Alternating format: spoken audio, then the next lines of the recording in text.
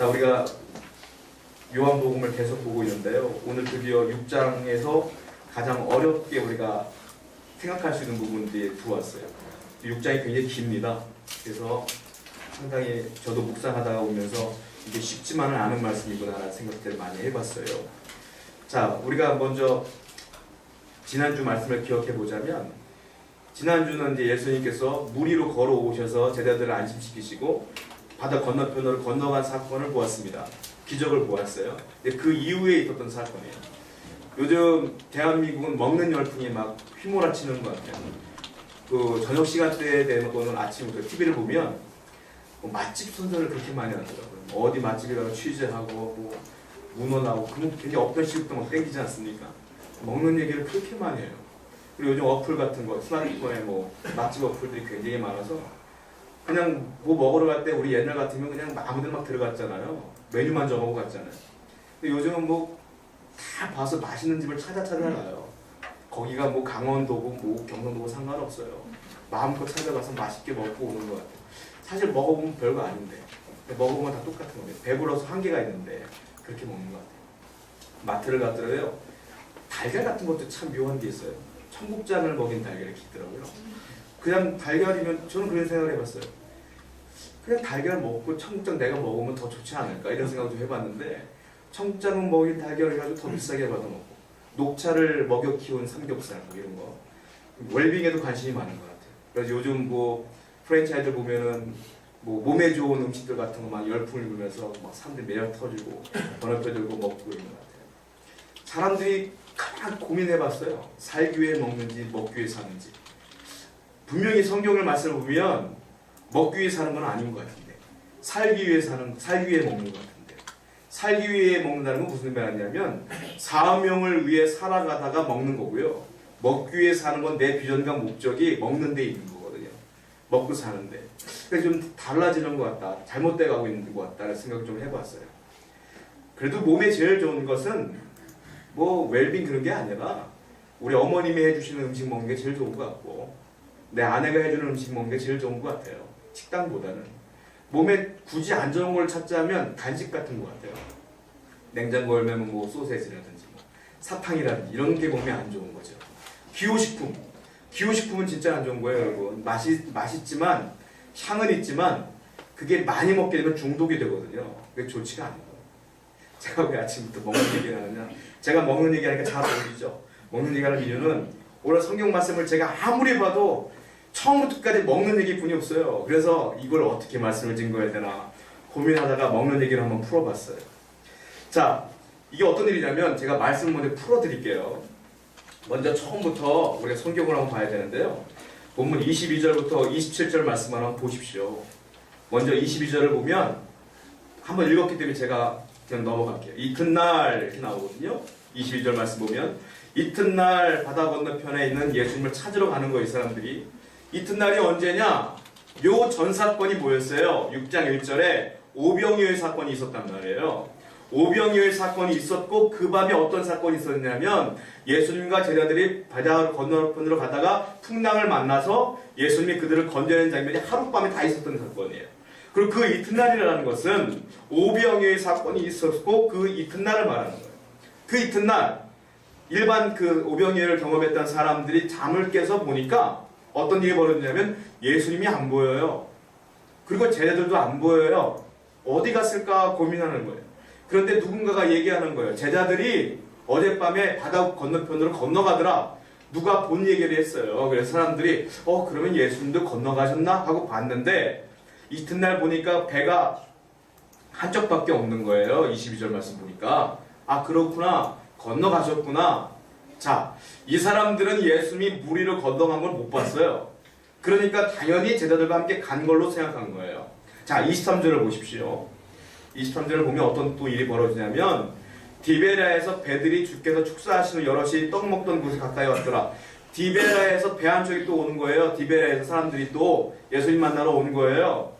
그 예수님이 안 보이지 않습니까? 그러니까 이 사람들이 어디로 갔나 찾아다가 어디로 갔냐면 24절 쭉 보니까 오병이어의 사건 벌였던 그 베스다 언덕까지 가봤어요. 그냥 안 계시는 거예요.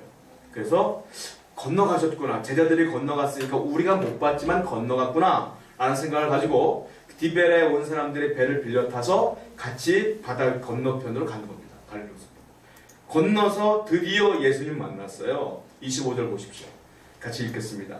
시작. 바다 건너편에서 만나 라비여 언제 여기 오셨나이까 하니. 만나자마자 한 말이 그거예요. 주님 언제 오셨어요? 여기까지 우리한테 말도 없이 왜 오셨어요? 자, 이들이 아침부터 행했던 그 행실을 보면 대단합니다. 굉장히 열정적입니다. 예수님 만나려고 왔다 갔다 정신이 없습니다. 대단한 거예요. 여기까지 보면 굉장히 신앙이 좋아 보여요. 여기까지 보면 열성적이고 열정적이에요. 주님 만나기 위해서. 자, 그러나 겉보기가 다가 아니라는 겁니다. 신앙적으로 아무리 열정적으로 보여도 그게 다 신앙의 전부가 아니라는 거예요. 예수님께서 뭐라고 하십니까? 주님 언제 오셨어요? 물었더니 26절에 뭐라고 대답하십니까? 한번 읽어보겠습니다. 26절 시작.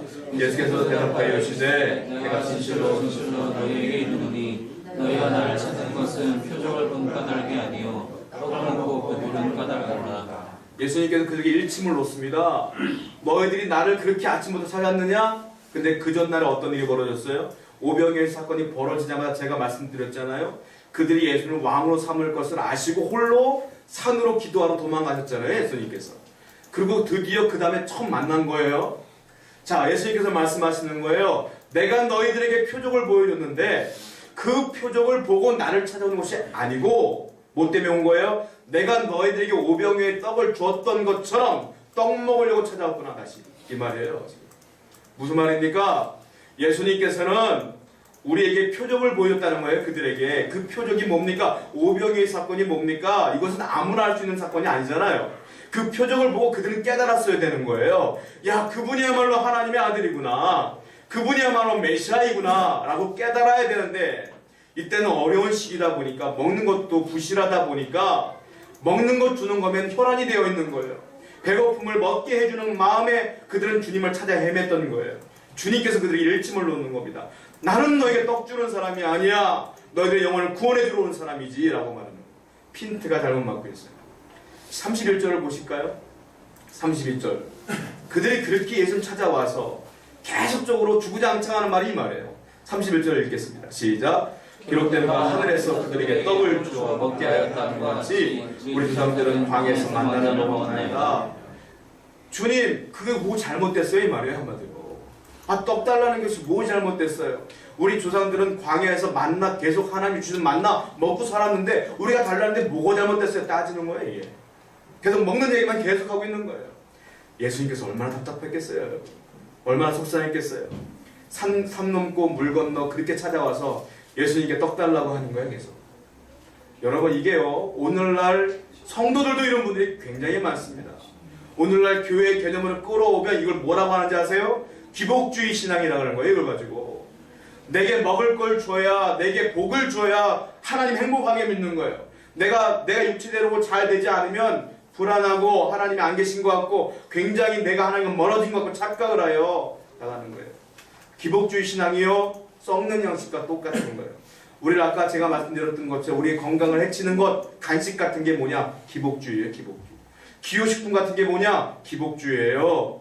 진정으로 하나님께서 원하시는 건 그리스도를 바라보며 십자가를 바라보며 구원을 바라보며 나가야 되는데 오늘날 교회가 그렇지 않은 교회가 굉장히 많다는 거예요.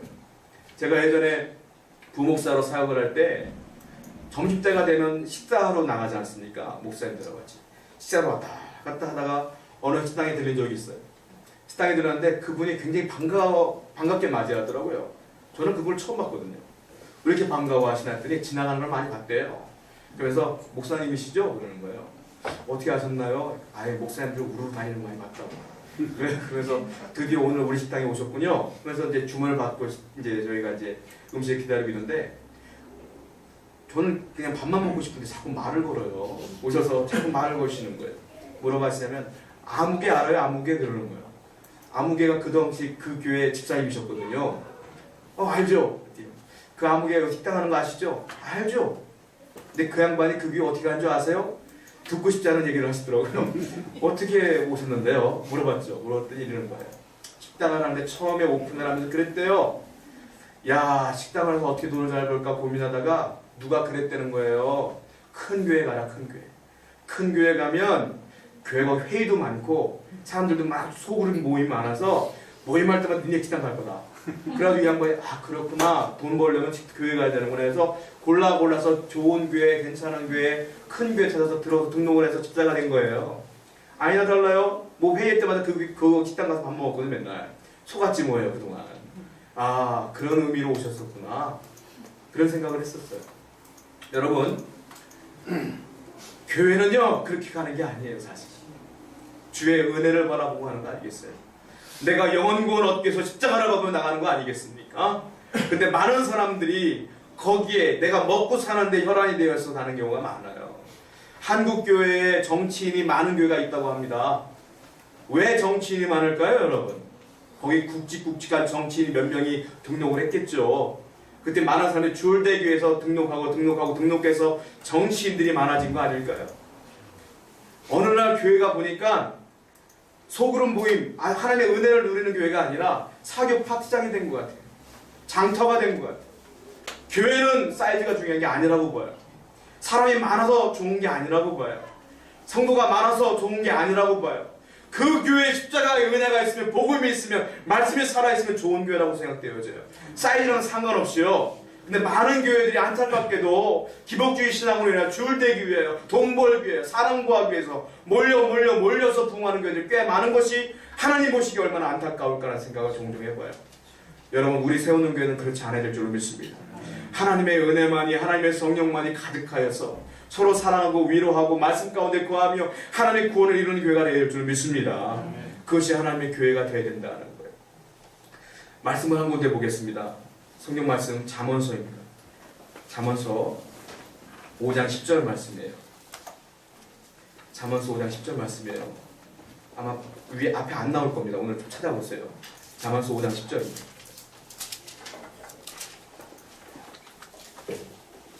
자, 한번 읽겠습니다. 잠언 5장 10절 시작. 그런건대 타인이 내 수물로 충족하게 되면 내 수고한 것이 외인의 집에 있게 될까 한다. 자, 제가 잘못 봤나? 5장 10절 은을 사랑하는 자는 그 말씀이 아닌가요? 제가 죄송합니다. 제가 다시 읽어드릴게요.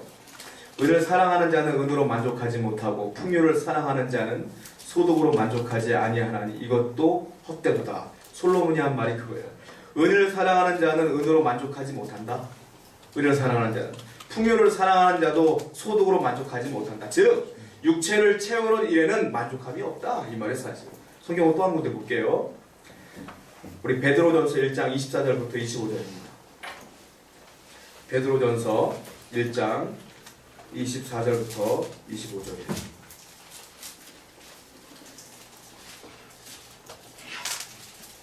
베드로전서 1장 24절부터 25절까지 우리 같이 읽어볼게요. 시작. 그러므로 모든 육체는 풀과 같고 그 모든 영광은 풀의 꽃과 같으니 풀은 마르고 꽃은 떨어지되 오직 주의 말씀은 세세토록 있도다 하였으니 너희에게서 난 복음이 곧 이 말씀이니라. 모든 육체는 풀과 같습니다, 여러분.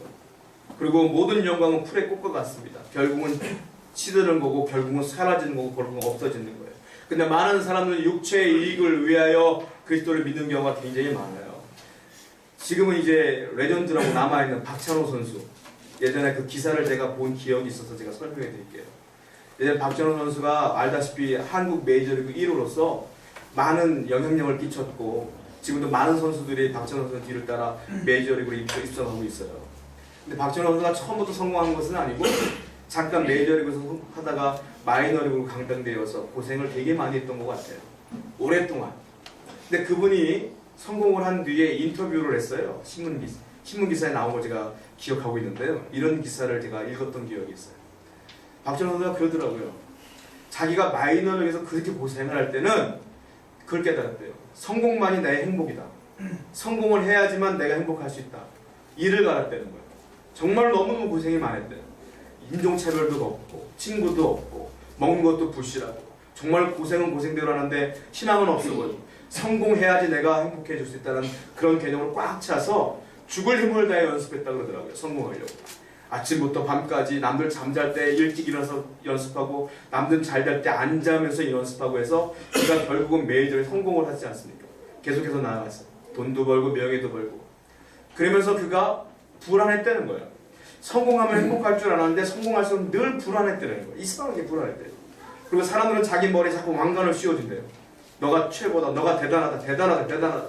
그런데 그럴수록 어떤 느낌이 들었느냐면 자기가 자꾸 헐벗겨지고 거지 같은 삶을 사는 것 같은 느낌이 계속 들었대요. 왕관을 씌워주는데도 불구하고 내가 좋은 길로 가고 있음에도 불구하고 자꾸 마음이 불편했다는 거예요. 그래서 나중에 은퇴하기 직전까지 깨달은 게 뭐냐면, 야, 정말로 성숙해지는 것이 어렵구나. 정말로 내 행복은, 내 성공은, 행복의 조건은 내가 성공한다고 오는 것이 아니구나 라는 것들을 많이 깨달았다고 그래요. 여러분, 그래요. 많은 사업에 성공하신 분들이라든지 명예를 얻은 분이나 인기를 얻은 사람들 다 허무해요. 성공하는 건 참 묘한 것 같아요. 성공하지 않아도 불행합니다. 성공해도 불행해져요. 이게 공허하거든요. 허무해지거든요. 파스칼이 그렇게 말했어요. 사람들의 영혼은 모두가 구멍이 뚫려있다. 그래서 뭘 채워 넣어도 늘 공허하대요. 에릭 프롬이라는 학자가 그렇게 말했어요. 사람의 마음은 밑이 없는, 바닥이 없는 항아리와 같다고 그랬어요.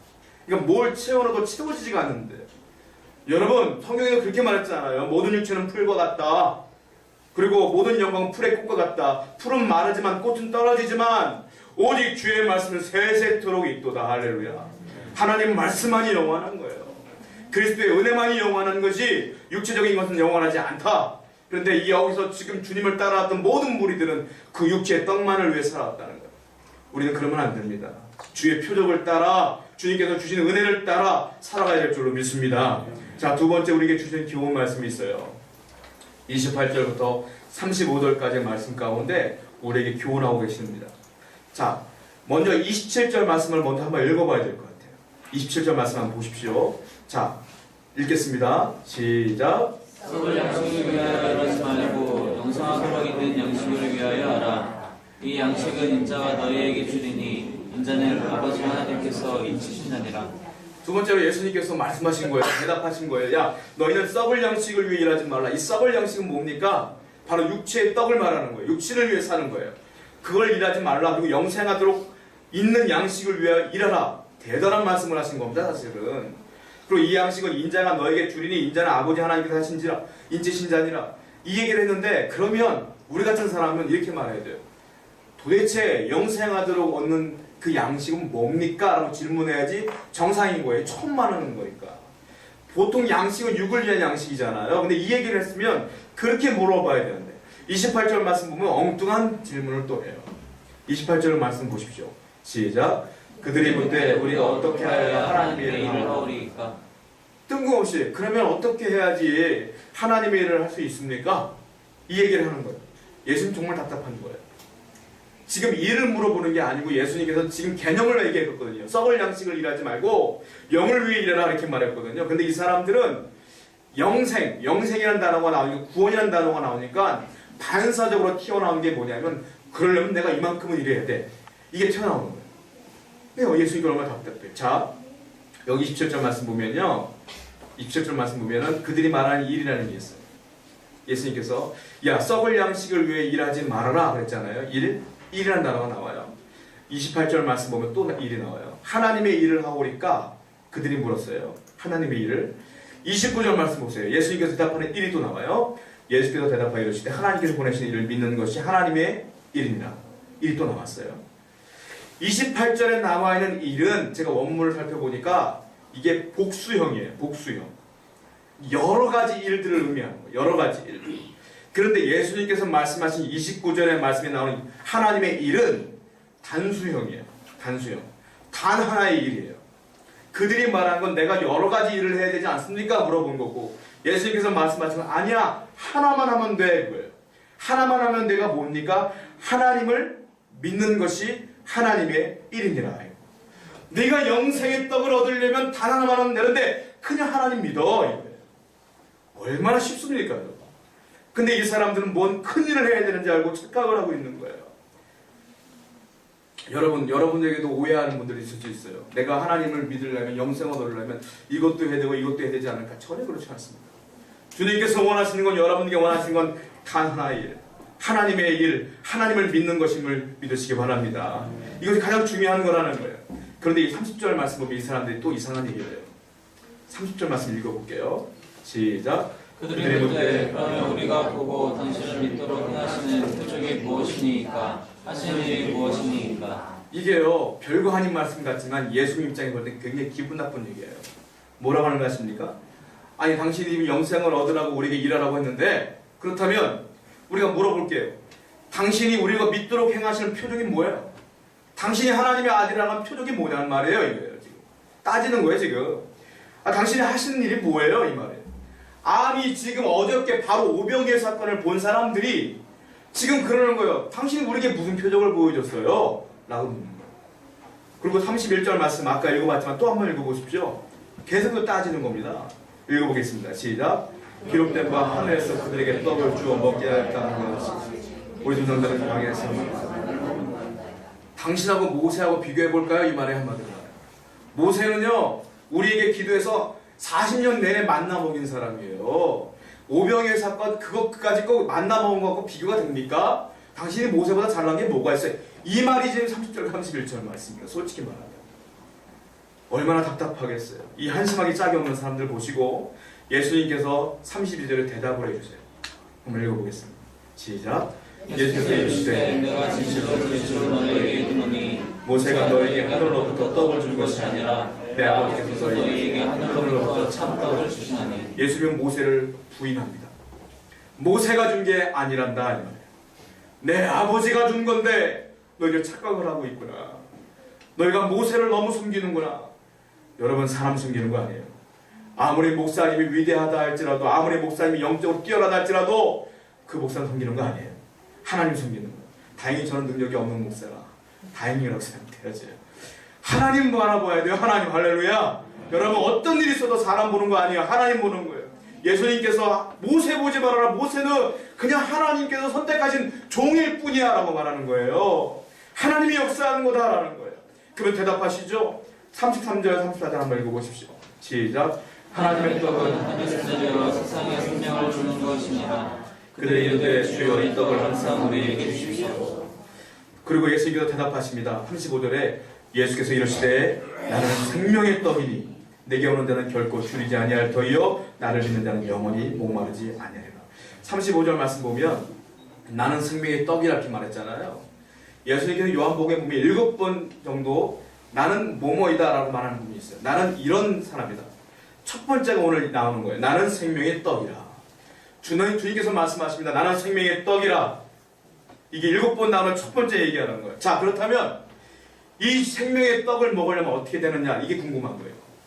여러분, 그럼 다음에 나와 이렇게 당연히 이렇게 대답해야 되잖아요. 생명의 떡은 이렇게 먹으면 된다라고 말해야 되는데 예수님은 전혀 다르게 이야기를 해요. 35절 말씀 보면 마지막으로 읽어볼게요. 시작.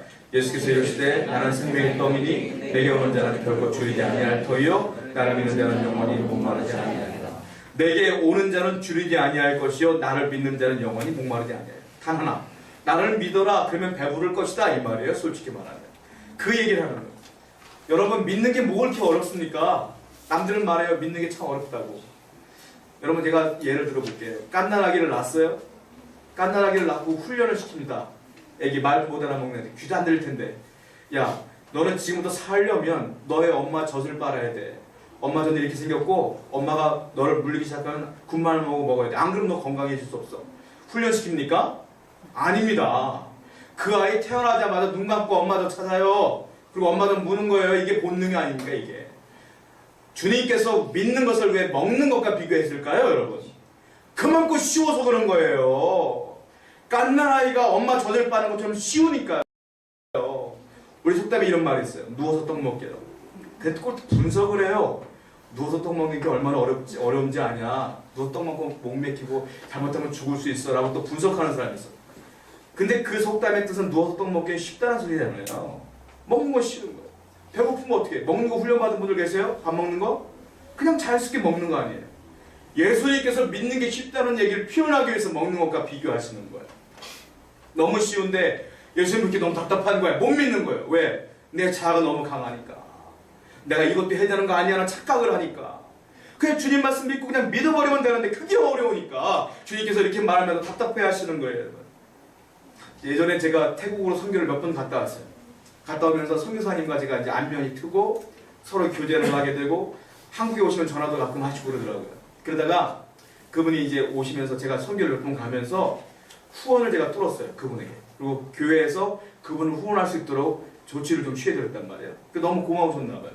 한국에 오셔가지고 저와 담임 목사님을 좀 만나 뵙길 원해서 같이 먹고 이제 식사를 하시는 만나고 식사를 하는 거예요. 근데 이분이요 산마을에서만 사셔가지고 이게 물고기를 잘 못 드셔요. 이게 산에서 나는 생명을 좋아하시나. 근데 공교롭게도 그걸 몰랐던 우리는 일찍 횟집으로 대접을 한 거예요. 횟집으로 가서 이상하게 배부르신지 안 드시더라고요. 우리는 회 너무 좋아하는데 먹다 보니까 이제 그 서빙 하시는 분이 오셔서 말씀하시는 거예요. 자, 매운탕을 끓여드릴 테니까 지금 뼈 같은 거 가져갈게요. 그러더라고요. 아, 그러세요? 했더니만 이혜성 교사님이 갑자기 그 귀한 회를 들면서 이것도 같이 끓여주세요. 그러면 회전을. 아, 회전 그거 끓이면 그 쪼그라들면서 맛도 없잖아요. 뭐 아무것도 없고. 우리가 말리려으면 안 됩니다. 이거 드셔야 됩니다. 저는 회를 못 먹어요. 그러는 거예요. 아, 못 먹는 게 어디 있습니까? 좋은 거고요. 맛있고요. 몸에 좋아요. 드셔보세요. 그랬더니 못 먹어요. 이제 먹으면 안 된다는 개념이 확 차 있는 거예요. 이 목사님은. 드세요 했더니만 그럼 먹어볼까요? 하긴 드시더라고요. 생각보다 괜찮았는 거예요. 또 한 점을 드시더라고요. 계속 드시더라고요. 결국 많이 드셨어요. 그 지금은 가끔 이렇게 SNS 올라오는 거 보면 회 드시는 장면들도 나오고 막 이래요. 가끔 보면. 여러분 먹는 거 어렵지 않아요. 편식하는 분들 많이 있는 걸 같은데 용기 내서 한번 먹어보면 쉬워요. 먹다 보면 괜찮아요. 예수님께서 이 얘기를 왜 하냐면 너희들의 생각이 너무 가득해서 못 믿는다는 거예요. 그러나 먹는 거 쉬운 것처럼 먹어보면 괜찮은 것처럼 몸에 좋은 것처럼 내가 말하는 그 생명의 떡을 먹으면 믿으면 주 앞에 나가면 네가 영생을 얻게 될 것이며 언제나 하나님의 은혜 가운데 거하게 될 걸 믿어라 이 말이거든요. 여러분 믿음이 없으십니까? 쉽습니다. 한번 믿어보십시오. 한번 주 앞에 나아가 보십시오. 육적인 것이 채워지지 않을지라도 그것이 무너질지라도 주를 향한 믿음이 끊어지지 않는다면 주님께서 여러분에게 놀라운 축복을 함께 하실 줄로 믿습니다. 이 믿음이 전부인 걸 기억하시고 오늘 다시 한번 그 믿음을 확인하시는 저 여러분에게 축원드립니다. 우리 함께 결단하는 마음